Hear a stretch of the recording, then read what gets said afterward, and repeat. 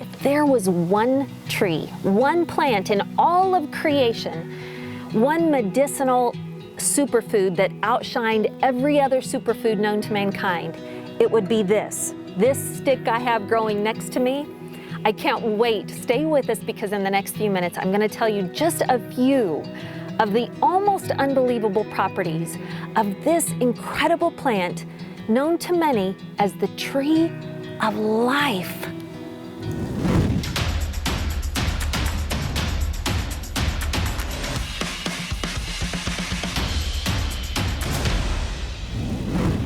Perhaps a wiser woman would have chosen the day after filming the episode of PREPSTEADERS to cut down her moringa tree.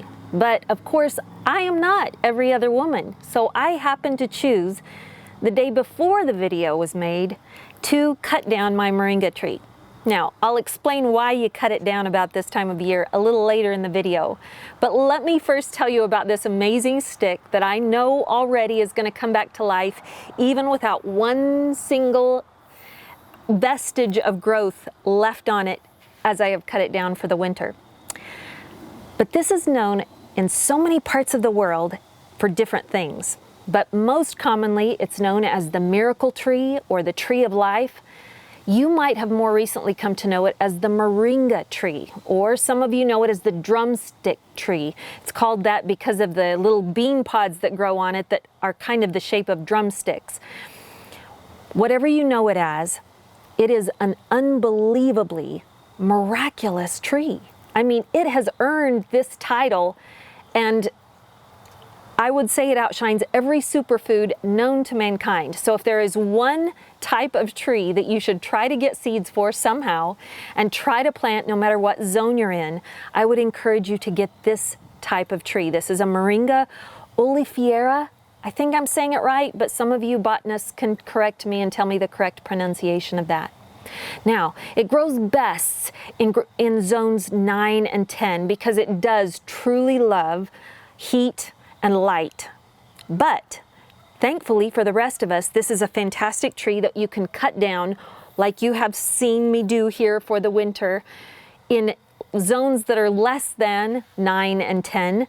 You can cut it down about like this and get it in a nice sunny south-facing window all through the winter, and it's going to continue to make little branches and wonderful little leaves. You'll notice the branches grow in the crook of the other branches, and it can absolutely get out of hand if you don't prune it often and prune it way more than you expect. Just like you notice here, when it comes time for putting it to bed for winter, I have to cut it completely off. You'd think it was dead, but it's not. Now, every single part of this plant is edible. So even if you don't get a lot of foliage growing on yours, you can trust me that even this part and the roots are edible and very medicinal for you. But hopefully you're going to see a lot of wonderful growth like these little tiny leaves that grow in multitudes all over this plant. And incidentally, the more that you cut it back, and you cut it back from the top, but the more that you cut back the foliage and prune it and water it and give it light, the more it just becomes prolific in what it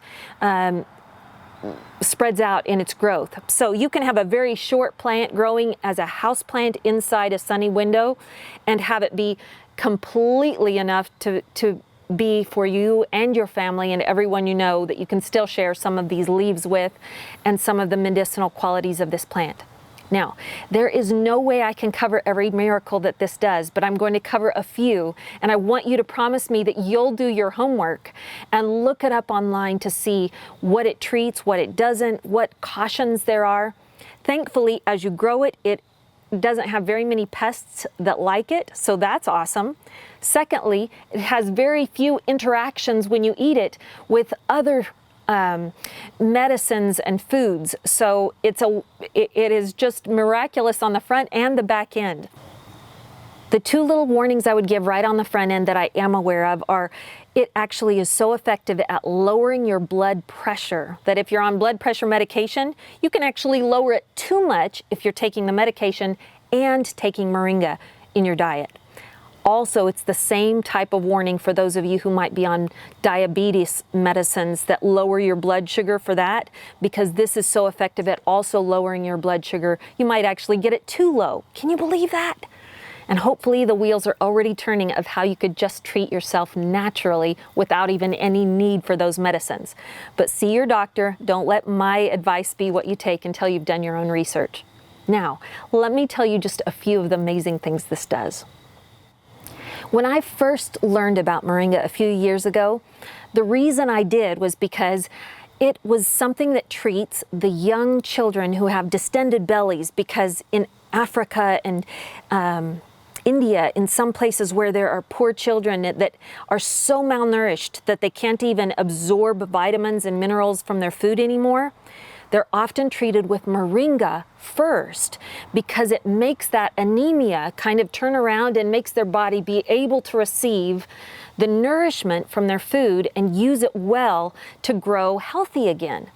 So that just got my wheels turning. I had to learn about this amazing plant. And yes, indeed, it is fantastic at treating those of you who suffer with anemia and blood disorders like low iron level. Believe it or not, the leaves of this incredible tree have more iron in them than a big, fat, juicy red steak. So if you need iron to go up in your blood levels, this might be the plant for you. It's also high in vitamin A, vitamin B, vitamin B1, 2, and 3. Also vitamin C. It's high in magnesium and phosphorus. And like I said, iron. This has got so many minerals in it. It is just incredible. And it has no bad cholesterol in it at all. I spoke about it earlier, but every part of the moringa tree is edible. But one of the most common and easy ways for you to get your hands on it right now, if you can't purchase it yourself, is get yourself some moringa powder. You can order this like I did through Amazon, and I always am going to make sure to put the links down below this episode. If you're watching on YouTube, you should be able to find it if you'll just expand that little description below the video.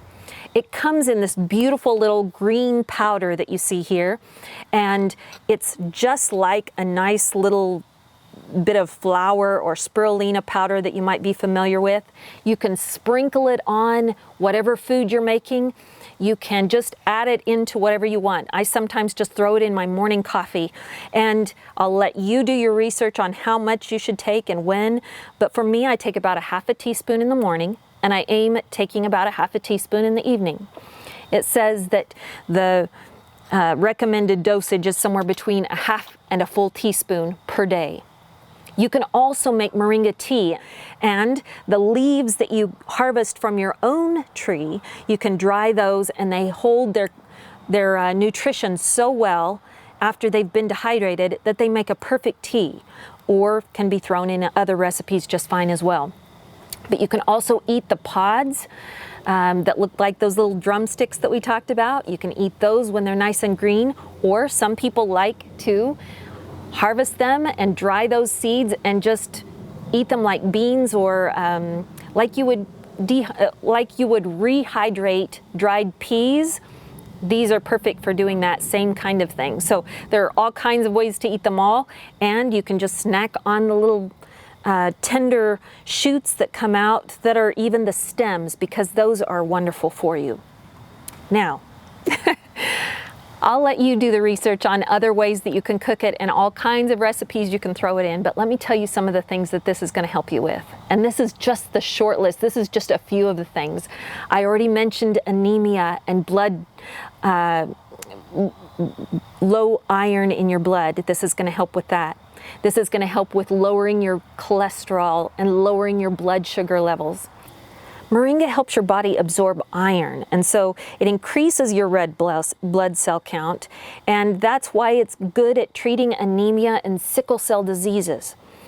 It also helps with your eye health, believe it or not. For those of you who have the same problem I do, where you've got those little dilation blood vessels growing in your eyes, well, this helps stop dilation and retinal vessels. So if you've got eye problems like I do, be thankful that this is a fantastic solution for that. It also protects against kidney disorders.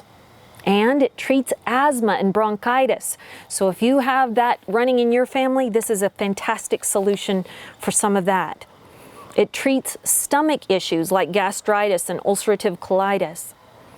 And this is an incredible one. If I had cancer right now, and Lord willing I don't, but this would be the first thing I was reaching for. Listen to this. Moringa actually contains niazimisin, if I'm saying that right, which is a compound that suppresses the development of cancer cells. Isn't that incredible? It also protects your liver. It treats edema. It protects and nourishes your skin and hair. It makes your bones healthier and helps with arthritis. And those of you who have a very moody spouse, start sneaking some of this into their food, because this helps with depression and anxiety and fatigue. It also, I don't even know how this works, but the antimicrobial and antifungal and antibacterial properties of it help with combating infections like salmonella and E. coli. I haven't even begun to touch on all of the things that this does, but if you don't like it, I hope that you start giving it another chance, another look in your diet. I hope you might incorporate some of this tea into maybe your evening routine before you go to bed. I know that the animals that are around your farm benefit from it, especially chickens and pigs love eating any that you aren't willing to eat, although I wouldn't be putting much out there in their stuff because I would be using it for the family. It also makes a great fertilizer for itself. And I didn't even go into how to grow your own, but I would say it's easy to get started if you have warm, sunny dirt to put a few of these seeds in. You can even take clippings of it if you have a friend who has a tree, and get those started by putting in some water and getting the roots going and get it out there in the sun. But it grows very fast. It can grow up to 20 feet in 1 year if you don't trim it back. So you definitely want to always be pruning it continually, especially if you're keeping it inside. It's drought resistant, so wherever you live, if you don't water it well, it's probably going to be pretty forgiving. You can eat the pods, the leaves, the flowers, the stem, the roots. You can use the wood of it for firewood. It's a very light wood, so it burns very quickly, but there is nothing about this that is unuseful. There is an oil that can be extracted from it that's useful in, even engines have run on this kind of oil.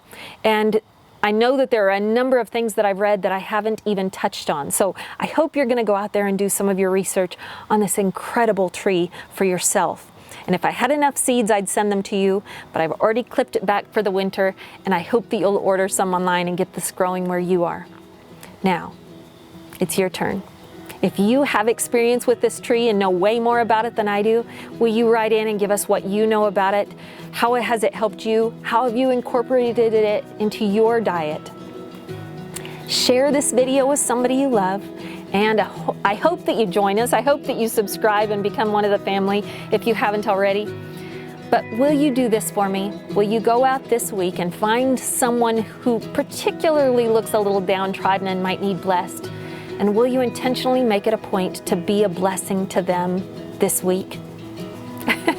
I will, and I'll see you next time. Bye for now.